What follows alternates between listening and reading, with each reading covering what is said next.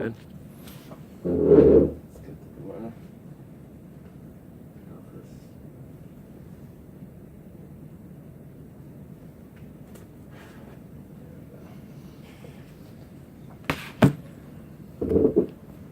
You all set?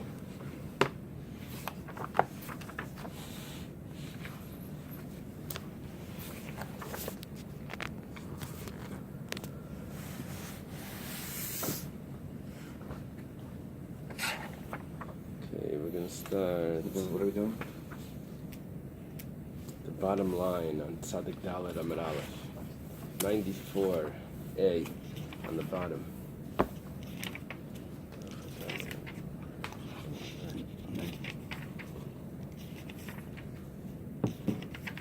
Okay, we had a contradiction regarding if leather could be laundered, if the term laundering, kibus, if it's applicable to leather. So I was listening last night. So it means that we can wipe it off, like in a capota, for example. On Shabbos. On Shabbos, we The can problem just, is when something's dried, you're not supposed to wipe it off because it crumbles. You're not supposed to scrape something off. no, but when it's still wet. Before it gets absorbed, you can wipe it off. The outer part. Right. What if you have a this is talking on Shabbos? What if you have a if you just there's no such thing as non-wool. It's wool. Everything is wool. I'm saying if something is not wool, if you had a different material, you could actually take it off, right? You could clean it No, off. the problem is that it absorbs inside the materials. I The problem is if it's leather, Leather. if it's leather, so then leather doesn't really absorb, so it's not considered. Okay. So Rava responded to the contradiction because in one verse it says that you should wash the tzaras on the garment should be washed, and it says whether it's leather or whether it says what do you mean washed? It should be laundered. It says what do you mean? It's leather. You said leather doesn't get laundered. So Rava responded. He answered. He said that it depends if it's soft leather or hard leather. Soft leather does get laundered, and the term launder does apply to it. But with hard leather, it doesn't apply. So then, how is it by tzaras? What's the pasuk talking about? So Rava explains that by tzaras, that because the tzaras comes from the inside of the leather itself, it begins to spread. It's not a spill that goes on it from the outside. It's from the inside of the leather itself. So therefore, what you need to do is you need to soak it in the water and to scrub it, and you turn it soft. You have to make it soft so that you'll be able to do it. And then Rava says, that this is what we're holding on the bottom. Amar Rava, the bottom line. Ikashali. What question do I have? So if I would ask a question here, hakashali, the following would be a question. We're on top of 94b. It says, Kara muksasis dirakininu. It's like pillows and blankets. A kar and a keses. It's a machlaikas. Which one is the pillow, which one is the blanket? But, or maybe a mat or whatever the case is, these are soft. Obviously, they're soft because you sleep on them. Tanan, and it was taught in the Mishnah regarding Shabbos. That if it's made out of leather, you're allowed to put on water to clean it until till the dirt is off. And what are we talking about? Soft leather. And kibus is asara. You're not allowed to do laundry on Shabbos. Rava says, Kol kibus d'lasei kiskus, loishmei kibus. Any laundering that doesn't have kiskus, that means that you don't take both sides of the cloth and rub it. What would the term be? Scrubbing. You don't scrub the two sides together. That's not considered laundry. So what does it mean over here? It means that you just put water on it, but you don't scrub it on this leather. You don't scrub it. It's not laundry. That's why it was allowed. And this that we said from Reb Chia Barashi that we learned yesterday. Many times, I was standing in front of Rav. And I cleansed his shoes with water. What does that mean? He was only allowed to do shichshach. Shichshach is just, I guess, what does it mean? Rinse. Rinse is to rinse it with water. But he didn't do kibbutz. Now, ibarachin, how does this apply? If it was soft, then kedivri hakol. Then what he was doing was correct according to everyone, because soft leather would have been considered laundry if you would do it in the laundry way, which means to scrub it, to the ibekashin. But if it was hard leather, then there was a machlekes between the Rabbanan and Reb Meir that we learned yesterday. If hard leather is possible to be laundered, and Reb Meir held that yes, acherim, it's called acherim. Acherim holds that there is laundry there. So according to acherim, it makes sense what he was doing. Why? Because he was only rinsing it, but he wasn't scrubbing it. Why? Because if he would have scrubbed it, even though it's hard leather, it would have been laundry, and on Shabbos you're not allowed to do laundry. So he was cleaning Rav's shoes, but why was he doing it in not a laundry way? Either the leather was soft and he wasn't allowed to launder soft leather, or it was hard and it was according to the opinion that holds hard leather is also has laundry. Now the Gemara asks, if the issue of laundry is only scrubbing, is that the term? What was it? Scrubbing? That's what they call it. Okay. So then, why is this only permissible to do laundry if you don't scrub it? Why is it only permissible by leather? You could do the same thing with cloth. Don't scrub it, and then it will be fine. Let's say. So it says, "Yihachi beged nami." Why buy a regular material? Can't you say that I didn't scrub it? I just poured water. People get a stain on it. They would by mistake spill seltzer. Because they say seltzer takes it up. So, it was a mistake. So why can't you just spill water on it to wash it off? You don't scrub it. So the Gemara says, no, it's not how it works. By leather, fine. But by a garment, beged shriyaso zer kibusa, just making it wet is already considered laundry by a cloth. So that's why it wouldn't be allowed on Shabbos. Rava l'tamei. And Rava goes according to his reasoning. The Rava says, Zorak sudalamayim chayiv. Someone takes a cloth, he throws it into water on Shabbos. He's chayiv. What's this note here?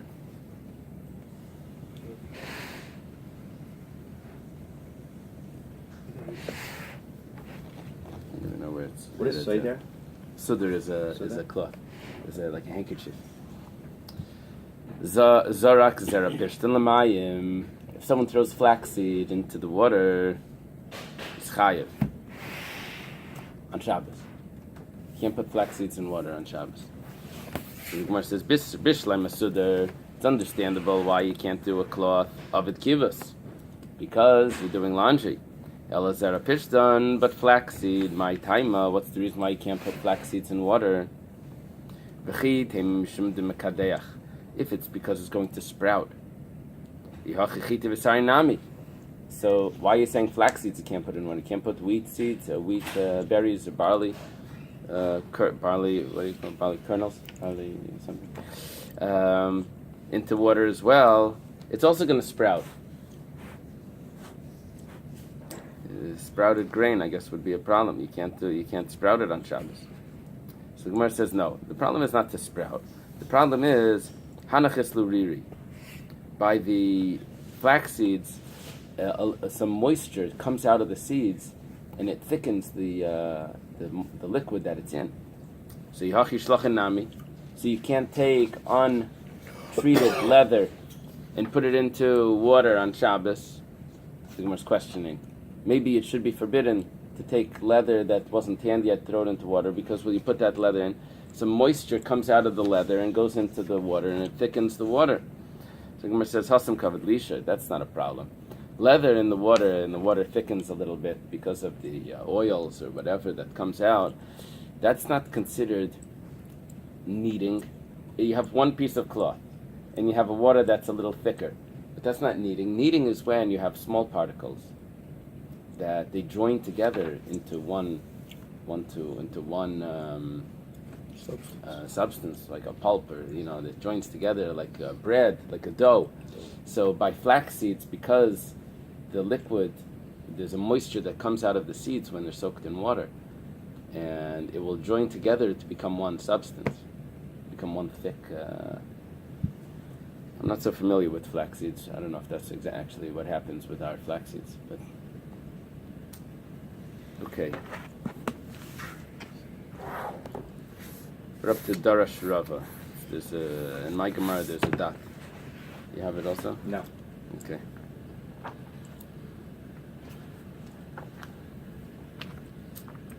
Yesterday someone dropped off a set of Gemaras, an old set of Gemaras. I put it in the Kailo.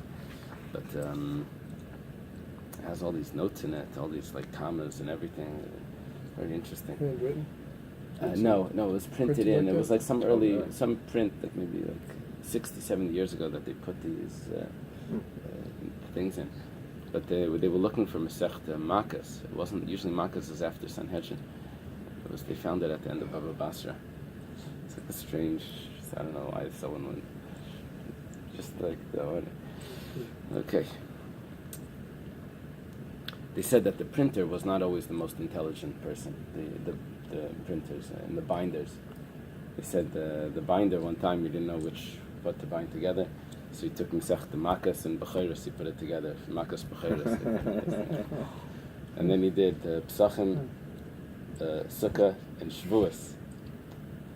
Psachim what? Sukkah and Shavuos. Ah.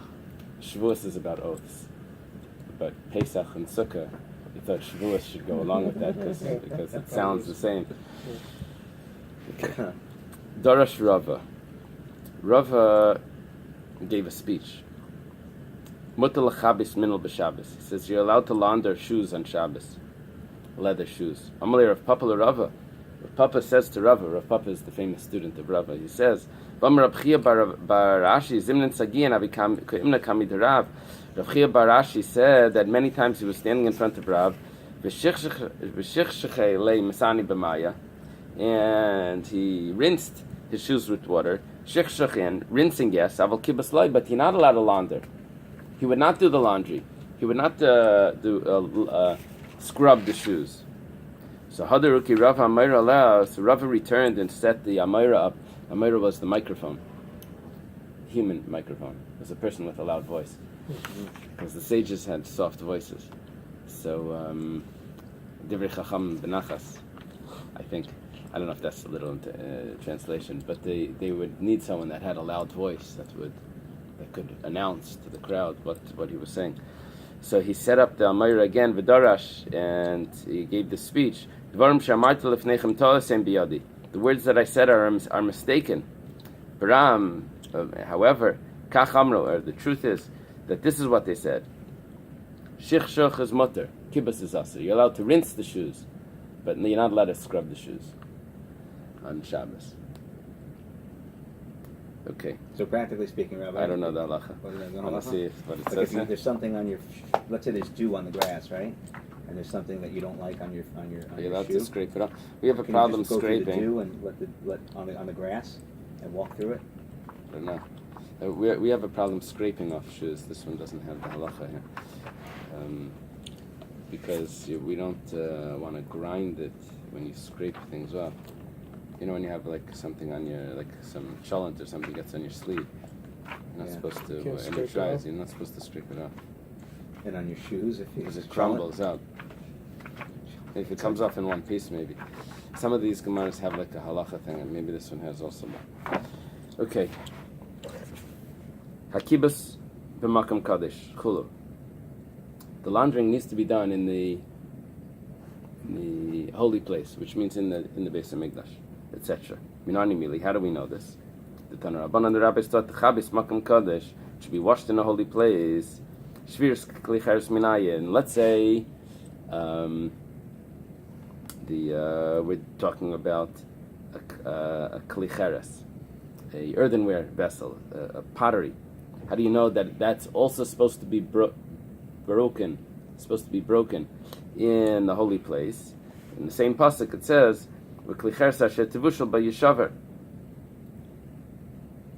it's the following pasuk. It's not the same pasuk. The following pasuk says that an earthenware vessel that was cooked in needs to be broken before it's used again, or the following day. How do you know you have to rinse and purge a copper vessel? They had copper. When it says in the Torah, it says nechoshes. Is that copper or brass or bronze? What is it historically? What would it be? Copper? They had copper. It was probably nechoshes is copper today. So if a copper keli that you would need that was cooked in it, how do you know that you have to purge it also, to wash it out? Talmud Laimar, nechoshes pushal, and if it was cooked in copper, it needs to be washed and purged in water. Which, because that's the following pasuk, that means that it needs to be done in the holy place, in the temple, just like the previous pasuk was referring to. In water like libum or just rinse? If it was hot, then it needs to be hot. That's the halachos that we learned. We learned also from here. We learned from other places as well, from the vessels they got from Midian. The suleka. I'm sorry. Zevachim b'chatas. The Gemara says that this is a stringency of b'chatas over other sacrifices. That the blood of the chatas needs to be washed in the holy place. Suleka, this is the only stringency of a chatas. You have other stringencies. We have one chatas sacrifice, one sin offering, that the blood goes in the sanctuary. That's quite a stringency. The Gemara says, yeah, but b'chatas chitzainis. We're talking about the other chatas. We're talking about the outer ones. The outer ones don't have that stringency. It doesn't go inside. The Gemara says, but b'chatas chitzainis, it says chitzainis nami. I'm adding words in based on the Shita Mechubetzes. They have another stringency there, that if you take the blood in, it becomes invalid. That's a stringency too. So the Gemara says, Rabbi Akiva. We hold like Rabbi Akiva. This is going according to this Mishnah goes according to Rabbi Akiva. Any blood that goes from a sacrifice that goes inside is invalid. So it's not a stringency in chatas. They're all the same. The Gemara says, but there is shekem mechaper malchavi krisis. Chatas is pretty strict. It's pretty intense. It atones for sins that are severe, that are the punishment would have been kares, and you bring a chatas, and that's an atonement. So it says no, b'chatas t'shmias hakol. We're referring to a chatas of someone that denies testimony. So there's one chatas that's not for a sin of kares. If someone denies that he knows testimony about someone, and they may have him swear that he doesn't know, and he lies about it, so he has to bring a chatas. But it doesn't atone for kares. It's just for this sin. So the Gemara says, okay, but we have another one. Shekain tuna arba matanis, but it's put on all four corners, four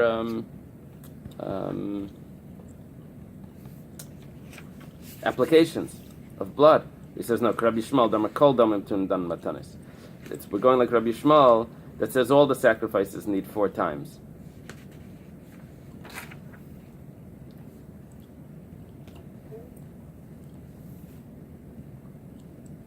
Maybe does Rabbi Shmuel hold that they all need 4? Or does he hold that they even this is only 2 on each corner?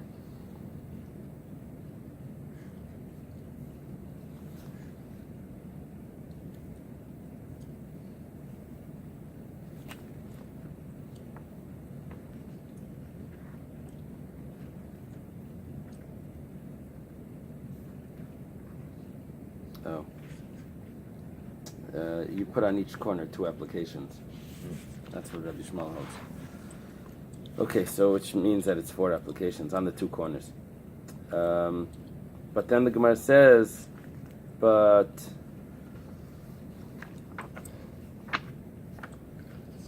there is another stringency, al dalid kranas, that it goes on the 4 corners, which means it's on the upper part of the mizbeach. Ulataimeich, the Gemara asks, you're trying to bring in all of these stringencies for a chatas, and you're trying to question, why does the Mishnah say that this is a stringency of the chatas, and you're ignoring all the other stringencies? According to you, ha'ika keren, you have the corner, ha'ika etzba, you have that it's applied with the finger, ha'ika chuda, that it's on the tip of the corner. The other bloods don't need to be, the other sacrifices don't have those stringencies. The Gemara says, so obviously you're not going to be able to say that a chatas is the same as all the other sacrifices. You see that you have these differences. Rather, the Mishnah chose 1 out of 2 and 3 different stringencies that are by a chatas. It happened to say one of them. It's not that this is the only one, but this is a stringency of a chatas over the other sacrifices. Okay. We're up to the Mishnah. Beged shiyatza chutz l'klaim. A garment that left the temple, left the enclosure, and it had a stain on it. A stain, a blood from the blood that needs to be laundered in the temple. Nichnas, you take it back in. Umachabsed makan kaddish, you launder it in the holy place. Nitma chutz l'klaim. Now you have a problem. It has a stain on it. You need to take it back in. Problem is, it became impure. You can't bring an impure garment into the temple. So what do you do now? Kaira, you tear it. You tear the garment because the rule is that a vessel that's impure, if you break it, it's not a vessel anymore. It becomes pure. So you tear it. Before you go back in. Before you go back in. And then you wash it inside. The Gemara is going to discuss, but it says you're supposed to wash a garment. And if you broke it, it's not a garment. If you tear it, it's not a garment. So it's going to be a challenge how to be able to get it pure and at the same time it should still be considered a garment. It's going to be challenging. So they used to tear it and sew it back up? Or just tear it and use it for wicks? We'll see. No, they would tear it, possibly sew it back up. We'll see. The Gemara is going to discuss this. Recently I was at a bris, just on Sunday. It's a bris for a convert. And they had a question, are they allowed to drink the wine? Because it's during the 9 days. So one of the rabbis said that they should drink grape juice. And it should be cooked grape juice from the bushel. And they should drink a certain amount, not this amount, only that amount. And what the rabbi was trying to do was he was trying to avoid all of the 9 days laws by saying it's not really wine, it's only grape juice, and maybe it's not really grape juice because it's pasteurized and it's cooked. But at the same time, he wants it to be considered wine for the bris. So you can't have both things. But I understand the logic in that. We'll rely on the lenient opinions that say that cooked grape juice is good for this. We'll rely on the strict opinions that say it's not considered. So over here we're going to have to figure out this way of solving that. We're going to say that it's not a garment for tumah, and we'll say that it is a garment for washing. And okay, so you tear it, and then you nichnas mechabs makan kaddish, and you enter, and then you launder it in the holy place, which is the temple. Klei cheres. Let's say you have a earthenware, a pottery, a clay pot that was used for a karban, for a chatas. Shiyatza chutz l'klam, but you took it out of the temple. So nichnas. You bring it back in v'sheivri b'makam kaddish, and you break it in the holy place, like we said in the Gemara before. Nitma, but let's say the vessel became impure, chutz l'kloim, and it's outside the temple. You can't bring it back in to break it because it's impure. You can't bring it into the temple. So noikva, you make a hole on it. I'm sorry, I skipped the word. V'sheivri. No. We did that. Noikva. You have to make a hole in it. You have to make a hole in it, and then v'nichnas v'shev makom kaddish, and then you bring it back in, and then you break it. You shattered it in the holy place. So you made it not a vessel for impurity, but then you do the breaking of it inside. And the Gemara is going to have to explain how you can get both of these. Klei nechoshes. Let's say it's copper shetzachutz l'kloim that went out of the temple, the enclosure. Nichnas. You bring it back in. A marker v'sheit feiv makom kaddish, and you cleanse it. Purge it in the holy place, in the temple. Nitma, but if it became impure outside the temple, chutz l'klaim, outside the enclosure, peichsai. Peichsai means that you does it say file it down or? It just breaches it. Breaches it. It also means to make a hole. It means you make it thinner and thinner till it's till there's a hole in it. Nichnas marka v'sheit v'makom kaddish, and then you bring it in, and then you cleanse the material inside the holy place. The Gemara asks right away, Maskif la Ravina. Ravina asks, Kaira, you tear it. Beged amar Rachmana v'lav begedhu. It says that you need a garment. It says that you're supposed to launder the garment. The garment that was sprinkled on it should be laundered in a holy place.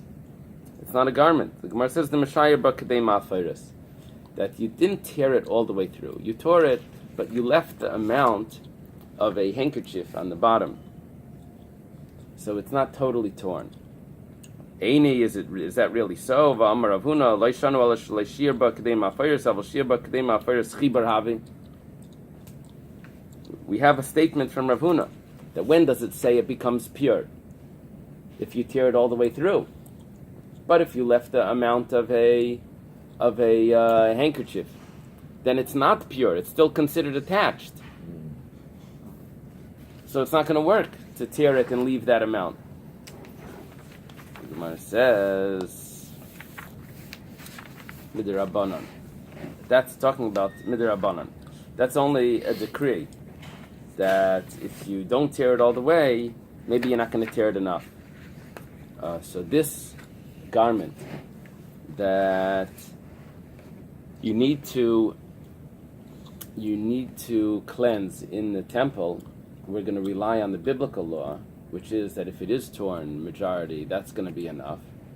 We're going to ignore the rabbinic law that it's not enough if it's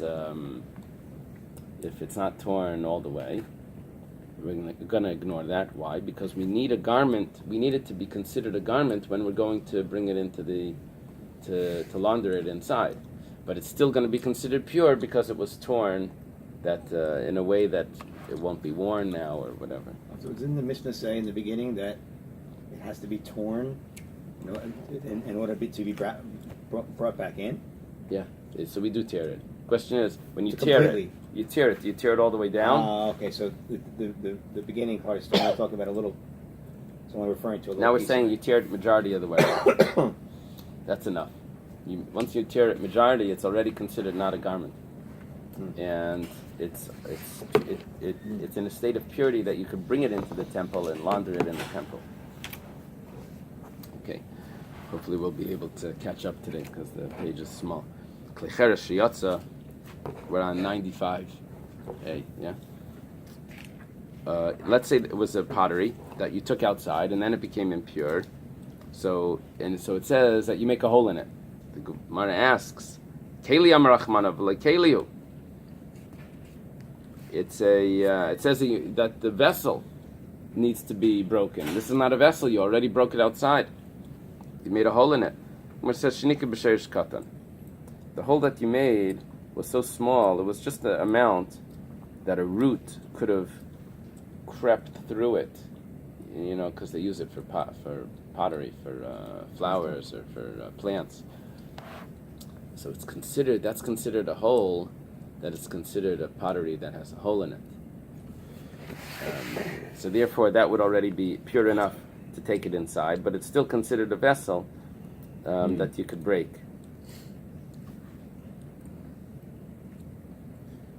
The commentaries discuss that what are you using it for? Every type of vessel, depending on its usage. Once that usage you're not able to have that usage for it. So that's when it becomes pure. It depends really what you use it for. So this was not used for pottery. This was not used for planting. This was used to cook. We should have used an example for cooking. Okay. Klei nechoshes. So why can't you do the same thing with By clothing? definition. I'm sorry. So why can't you do the same thing with clothing unless you have a pair of pants, you make a pair of shorts? Right. It's, Right. That's actually what we're saying. We're saying that you break it in a way. Since this was pants, you see, it's still. That's what the Gemara was saying. It still really is a handkerchief, right? Because it was the right size for a handkerchief. But because this was meant to be pants, or whatever, and you broke it, so now it doesn't have that usage anymore. So now it's pure, but it still is considered a garment for something else, and that's why you're allowed to. That's I think what the Gemara means to say. So next thing is klei nechoshes. When it's copper, peichzei. So you have to breach it. You said that means to make a hole in it. Volav keliu, but then it's not a vessel. It says deratzif meratzif. You bang it with a hammer, so it thins the metal, and when the metal would become thinner, it spreads out, and it would make the hole back. It would close off the hole. Wow. The difficulty, I didn't go through the commentaries here. I know there's a lot of discussion here, but in the Mishnayos in Kalim, and I'm learning with my son, it seems clear that when you have a metal vessel, when you make it back, if you see a metal vessel needs to be put in the mikveh. If you break it and then you put it back, the old tumah comes back. Huh. It must be that it's only rabbinical. I mean, there's like loads of Mishnayos that discuss that. It says, how do you know if it's a brand new piece of metal or if it's an old piece of the Gemara is discussing, like when you find metal, was it a vessel? That's because what he's going to do. So it must be only a rabbinic decree that it comes back, but not. So that would explain this. I don't know. I'm guessing.